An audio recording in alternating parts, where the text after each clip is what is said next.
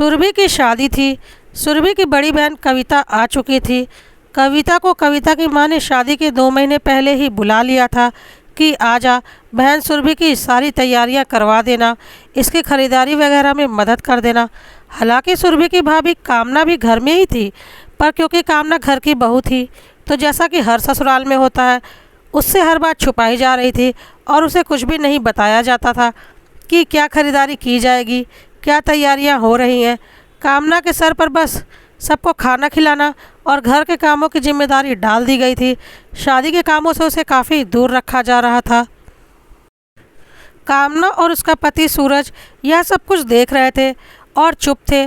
सूरज की जिम्मेदारी सिर्फ बहन की शादी के लिए पैसे देने की थी और कामना की जिम्मेदारी तीनों माँ बेटी को समय समय पर खाना और चाय नाश्ता देने की थी और घर के सारे काम देखने की थी। बाकी सब कुछ तीनों माँ बेटी अकेले ही कर रही थी, वह भी छुप छुपा कर कि कहीं कामना कुछ देख ना ले। कामना को यह सब कुछ देखकर बहुत गुस्सा आ रहा था। कामना का एक छोटा बच्चा भी था जो कि खेलते खेलते कई बार दादी माँ के कमरे में पहुँच जाता था और कामना जब उसे पकड़ने के लिए जाती तो वह तीनों बिल्कुल घबरा जाती थी। उन्हें ऐसा लगने लगता कहीं कामना ने कुछ देख ना लिया हो कि वह लोग क्या तैयारियां कर रही हैं, और वह जल्दी जल्दी से कामना को रूम से बाहर भेजने की कोशिश करने लगती। कामना को बहुत ही ज़्यादा बुरा लगता था, जैसा लगता था कि वह इस घर की सदस्य ही नहीं है। लेकिन कामना कर भी क्या सकती थी। तीनों माँ बेटी मिलकर एक हुई रहती थी और कामना को बाहरी बनाकर रखती थी। कामना कभी कभी सूरज से यह सब बातें बोलती भी थी तो सूरज बोलता था, कोई फ़ायदा नहीं फालतू की बहस करने का, पापा है नहीं, तीनों माँ बेटी का इमोशनल ड्रामा शुरू हो जाएगा और फिर तुम ही बुरी बन जाओगी, इसलिए चुपचाप रहो। सूरज तो यह सब कुछ कहकर ऑफिस चला जाता था और कामना को तो दिन भर यह सब कुछ झेलना पड़ता था। सूरज महसूस भी नहीं कर सकता था कि कामना को कैसा लगता होगा। उसे ऐसा लगता था जैसे वह इस घर की नौकर है, जिसे घर में झाड़ू पोछा बर्तन खाना यह सब कुछ काम करना है, और जहाँ मालिक बैठकर बातें कर रहे हैं या कुछ कर रहे हैं वहाँ जाना उसका वर्जित है। अपने ही घर में कामना को ऐसा लगने लगा था कि वह बाहरी है और उसकी सास और दोनों बेटियां इस घर की मालकिन है। लेकिन सूरज का कहना भी सही था, यदि कामना कुछ भी बोलती तो वह बुरी बनती। एक दिन सुबह सुबह कामना की सास ने सूरज से सुरभि के जेवर खरीदने के लिए 3 लाख रुपए मांगे, और कविता भी उस घर की बेटी है तो शादी में उसे भी कुछ देना पड़ेगा, तो उसके लिए भी एक जोड़ी जेवर खरीदने के लिए 50,000 रुपये अलग से मांगे। सूरज ने बोला, इतनी बड़ी रकम तो मुझे बैंक से निकाल कर लानी पड़ेगी, या एक काम करो, कामना और मेरा जॉइंट अकाउंट है, कामना के साथ बैंक चली जाना, वह वहाँ से निकाल कर दे देगी। सूरज की माँ को यह बात गवारा नहीं लगी कि उसे अपनी बहू से अपनी बेटी की शादी के लिए पैसे लेने पड़े। उसने बोला, नहीं, पैसे तो तू ही ला कर दे, ऑफिस देर से चले जाना। सूरज ने बोला, माँ मैं दे देता, लेकिन आज ऑफिस में बहुत ज़रूरी काम है, मेरा जाना बहुत ज़रूरी है और मुझे वक्त पर ही जाना पड़ेगा। अब एक काम हो सकता है, या तो जेवर की खरीदारी 1-2 दिनों के लिए टाल दो, या तो फिर कामना को लेकर बैंक चली जाना। कहकर सूरज ऑफिस के लिए निकल गया। सुरभि की माँ को लग रहा था कि देर करने से सोने का रेट बढ़ता ही जाएगा, क्योंकि शादी का सीज़न है और सुरभि के सारे जेवर तो लेने ही हैं। तो चलो कोई बात नहीं, कामना को लेकर ही पैसे निकलवा लेते हैं और उधर से ही जेवर ले लेंगे। और कामना की सास यानी कि सुरभि और कविता की माँ ने कामना से पैसों की बात की। कामना को पता था कि ससुर जी नहीं है और ननंद की शादी की जिम्मेदारी उसकी और सूरज की ही है, और पैसे तो देने ही थे। कामना सास के साथ चल दी। कामना की सास, उसकी दोनों ननंद और कामना सब बैंक पहुँचे। कामना ने 3.5 लाख रुपए निकालकर सास को दे दिए। सास ने बोला, हम लोग जेवर की खरीदारी कर लेते हैं। कामना भी साथ ही थी, वह साथ ही साथ चल रही थी। सोचा जब साथ साथ आए हैं तो साथ ही घर लौट जाएंगे। लेकिन कामना की सास और ननंद को यह सब कुछ बातें बर्दाश्त नहीं थी, क्योंकि यदि कामना साथ में रहती तो वह देख लेती कि क्या जेवर खरीदे जा रहे हैं। तो कामना की सास ने बोला, बेटा तू छोटे बच्चे को लेकर कहाँ कहाँ भटकेगी, तू परेशान हो जाएगी, तू घर चली जा। कामना को बहुत ज़्यादा बुरा लगा। बैंक के पास में ही जेवरों की दुकान थी, फिर भी सासू माँ उसे भगाने पर लगी थी कि कहीं उनकी खरीदारी वह देख ना ले। कामना की आंखों से बिल्कुल आंसू आ गए थे और वह चुपचाप ऑटो करके घर वापस आ गई। उसकी सास और ननद ने अपनी खरीदारी की और घर आ गए। उन्होंने कामना को कोई भी जेवर दिखाने जरूरी नहीं समझे, ना ही कामना ने कुछ बोला। शाम को जब सूरज घर आया तो कामना सूरज के सामने बहुत रोई और बोली, मुझे तो लगता ही नहीं कि मैं इस घर की बहू हूँ। तुम मुझे कुछ बोलने नहीं देते, कुछ बोलो तो यह माँ बेटी आंसू बहाने लगती हैं और मैं बुरी साबित हो जाती हूँ। लेकिन सच्चाई क्या है यह तुम भी बहुत अच्छे से जानते हो। तुम पैसे कमाने की मशीन हो और मैं घर का काम करने वाली नौकर हूँ। सूरज ने बोला, अब कर ही क्या सकते हैं, मुझे बहुत अच्छे से पता है यदि मैंने या तुमने कुछ भी बोला तो माँ पूरे रिश्तेदार और मोहल्ले में यह बोल बोल कर कि पापा नहीं है और मेरे बेटे बहू अपनी बहन की शादी में रोड़े लगा रहे हैं, कह कह कर हमें बदनाम कर देगी, हमारा जीना मुश्किल कर देगी। इसलिए जो जैसा चल रहा है चलने दो, एक बार सुरभि की शादी ठीक ठाक से हो जाने दो, सुरभि विदा हो जाए, फिर तो दोनों बेटियां अपने ससुराल में रहेंगी और तुम भी यहाँ आराम से रहना। कभी कभार का मिलना जुलना होगा, सारी टेंशन ही खत्म हो जाएगी। कुछ देर की परेशानी है, इसका सामना कर लो, क्योंकि यदि अभी हमने कदम पीछे हटाए तो हम जिंदगी भर के लिए बुरे साबित हो जाएंगे। कामना ने बोला, ठीक है, लेकिन सुरभि के विदा होते ही मैं इन लोगों की बातों का जवाब ज़रूर दूंगी और उस वक्त तुम कुछ भी नहीं बोलोगे। और जो भी पड़ोसी या रिश्तेदार मुझे या तुम्हें कुछ भी बोलेंगे, बोलने दो, मुझे रत्ती भर फ़र्क नहीं पड़ता और मैंने सोच लिया है, इन्हें इनकी सारी बातों का माकूल जवाब दूंगी। सूरज ने बोला, ठीक है, जैसा तुम्हें ठीक लगे। जब मैं मेरी माँ और बहन को उनके गलत व्यवहार को करने से रोक नहीं सकता तो तुम्हें कैसे रोकूं? आखिर तुम भी इंसान हो। और सूरज सोने चला गया। सुरभि की शादी की सारी तैयारियां और ख़रीदारियां ज़ोर शोर से चल रही थी और कामना को कुछ भी दिखाया नहीं जा रहा था। क्या कपड़े, जेवर, मेकअप आदि खरीदे गए हैं, ना ही अब कामना को कोई इंटरेस्ट था उन चीज़ों को देखने में। वह बस अपने काम करती और अपने रूम में रहती। सुरभि और कविता भी बहुत खुश थे, सब कुछ अपने हिसाब से कर रहे थे और ख़रीद रहे थे। सूरज के पैसों से उन्होंने सारी खरीदारी की थी, पर यह नहीं सोचा कि अपने भाई भाभी और भतीजे के लिए भी कुछ खरीद लिया जाए। शादी के आखिरी वक्त तक सूरज, कामना और उनके बच्चों के लिए एक कपड़ा तक नहीं खरीदा गया था। बाकी सारी तैयारियां हो गई थी और शादी की रस्में शुरू होने को थीं। कामना की सास ने कामना से बोला, तुमने अपनी तैयारियां कर ली हैं? कल से शादी की रस्में शुरू हो रही हैं। तो कामना ने बोला, मुझे क्या तैयारी करनी है, मुझे तो बस सबका चाय नाश्ता ही देखना होगा, बाकी सारी तैयारियां तो आप तीनों माँ बेटी करेंगी। कामना की सास को बहुत अच्छे से समझ में आ रहा था कि कामना क्या बोलना चाह रही है और कामना की सास ने अपना इमोशनल ड्रामा शुरू कर दिया। हाँ, तेरे ससुर जी नहीं है ना, तो तू तो बातें बनाएगी ही। आखिर तेरे पति के पैसों से मेरे बेटे की शादी जो हो रही है तो तू तो नखरे दिखाएगी ही। और ना जाने क्या क्या और झूठे आंसू बहाने लगी। कामना को समझ में आ गया था कि अब सारे रिश्तेदार कल से आने लगेंगे और इनसे ज़्यादा बहस की तो यह सबके सामने मुझे बुरा साबित कर देंगी। सूरज गलत नहीं बोल रहा है और फिर यह यही बोलेंगी कि देखो, सुरभि की शादी में रोड़ा लगाने के लिए मेरी बहू यह सब कुछ कर रही है। इसलिए कामना ने सोचा, जैसे इतने दिन वैसे कुछ दिन और सही, शादी खत्म होते ही मैं सबको इनकी असलियत दिखाऊंगी और तब कोई यह भी नहीं बोल सकता कि मैं शादी में रोड़ा लगा रही हूँ, क्योंकि तब तक सुरभि विदा हो चुकी रहेगी। कविता और सुरभि भी आकर कामना को उल्टा सीधा बोलने लगी, क्या भाभी, 2-4 दिनों में मैं विदा हो जाऊंगी और आप कलह कर रही हैं? मैं तो मेहमान हूँ। कविता दीदी की शादी तो पहले ही हो चुकी है और अब मैं भी चली जाऊंगी। तुम इस घर की इकलौती मालकिन हो, फिर क्यों इतना बवाल मचा रही हो? हमारी माँ का हमारे बात क्या होगा, यह सोचकर हमें चिंता हो रही है। पता नहीं तुम माँ के साथ क्या करोगी। जब अभी हम इस घर में हैं तब तुम माँ को रुला रही हो। और पता नहीं क्या क्या कामना को बोलने लगी। कामना को पता था इन माँ बेटियों से बहस करने का कोई फ़ायदा नहीं। वह चुपचाप अपने कमरे में चली गई और कविता, सुरभि और कामना की सास एक दूसरे को देखकर मुस्कुराने लगी और खुद की जीत पर गर्व महसूस करने लगी।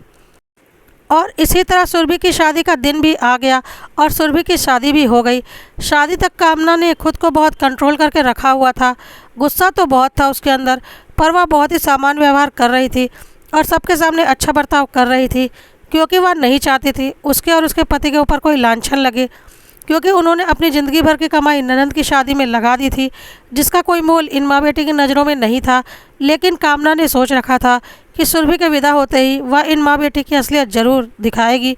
उस वक्त कुछ रिश्तेदार और पड़ोसी तो घर पे ज़रूर होंगे, लेकिन उसे कोई फ़र्क नहीं पड़ेगा। जिसे जो बोलना है बोले, या तो कोई नहीं बोलेगा कि मैंने ननंद की शादी में रोड़े लगाए। सुरभि विदा हो रही थी और वह कामना के गले मिली। कामना ने सुरभि को गले लगाते हुए उसके कान में बोला, बहुत बहुत धन्यवाद इस घर से जाने के लिए। तुम्हारी भी एक कुंवारी ननंद है और तुम्हारे भी ससुर नहीं है। ईश्वर से दुआ करती हूँ कि जो व्यवहार तुमने और तुम्हारी माँ और बहन ने मेरे साथ किया है वही व्यवहार तुम्हारी सास और ननंद तुम्हारे साथ भी करें। मैं इतने दिनों तक खामोश थी, इसलिए नहीं कि मैं तुम लोगों से डरती थी, बल्कि इसलिए कि मेरे पति ने अपने जीवन भर की जमा पूंजी से अपनी बहन की शादी करवाई थी और मेरे थोड़े से गुस्से की वजह से उनकी यह जीवन भर की तपस्या भंग हो जाती और उनके ऊपर एक लांछन लग जाता जो मैं बिल्कुल नहीं चाहती थी। लेकिन अब तुम विदा हो रही हो और अपने आगे के मायके के रास्ते तुमने खुद ही बंद कर लिए हैं। और तुम्हारी कविता दीदी तो अभी कुछ दिन यहीं रहेंगी, उन्हें तो यहीं उनकी बातों का जवाब देकर भेजूंगी। तुम माँ बेटियों को क्या लगता है बहू की कोई इज्जत नहीं होती? तुम दोनों बहनों को क्या लगता है ज़िंदगी भर तुम्हारी माँ ही मायके में बैठी रहेंगी और तुम्हारे भाई भाभी की कोई औकात नहीं? अपने गंदे व्यवहार के कारण तुम लोगों ने अपना मायका फोड़ लिया है। अब जब तक तुम्हारी माँ है अपने मायके आओ जाओ और अपनी माँ के गले मिलो, लेकिन जिस दिन तुम्हारी माँ नहीं रहेंगी तुम्हारे मायके के लिए सारे दरवाजे बंद हो जाएंगे, क्योंकि मेरे दिल में तुम लोगों के लिए कोई भी जज्बात नहीं है। अपनी माँ से जितने दिनों अपना मायका चलाना है चला लो, भाई भाभी से कोई उम्मीद मत रखना और इसके लिए तुम लोग खुद ही जिम्मेदार हो। सुरभि कामना का चेहरा देख रही थी पर वह कुछ भी बोल नहीं पा रही थी। उसने सपने में भी नहीं सोचा था कि वह लोग जो व्यवहार कामना के साथ कर रहे हैं वह कामना को अंदर ही अंदर पत्थर बनाया जा रहा है, क्योंकि कामना तो ऐसी नहीं थी, पर उन लोगों के व्यवहार के कारण कामना पत्थर की हो गई थी और उसके अंदर के सारे जज्बात खत्म हो चुके थे। सुरभि को तो समझ में आ चुका था कि उन लोगों की गलतियों की वजह से अब उनका मायका ख़त्म हो चुका है और वह विदाई के वक्त और भी ज़ोर ज़ोर से रोने लगी। किसी को समझ में नहीं आया कि अचानक सुरभि इतनी ज़ोर ज़ोर से क्यों रोने लगी और फिर वह चुपचाप जाकर गाड़ी में बैठ गई। उसे ऐसा लग रहा था कि वह आखिरी बार अपने मायके को देख रही है, लेकिन कामना को इससे कोई फ़र्क नहीं पड़ा।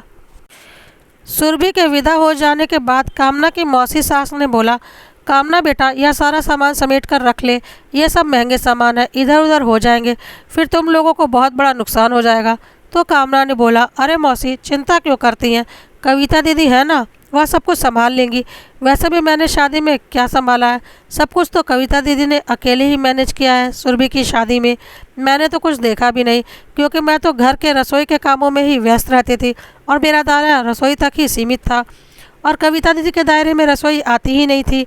इसलिए सुरभि ने क्या कपड़े और जेवर खरीदे हैं वह तो मैंने शादी के वक्त ही देखे। आराम आराम से कामना ने कविता की पोल पट्टी सबके सामने खोल दी। कविता के पास कामना की बातों का कोई जवाब नहीं था। वह चुपचाप मंडप में से सामान समेटने लगी। कविता की माँ भी चुपचाप यह सब कुछ देख रही थी, क्योंकि वह कोई ड्रामा नहीं कर सकती थी। कामना ने इतने तरीके से यह बात कही थी। थोड़ी देर के बाद कामना की सास कामना के पास गई और बोला, चलकर कुलदेवी को प्रसाद चढ़ा दे, सुरभि विदा हो गई है, उसके बाद कुलदेवी को प्रसाद चढ़ाया जाता है।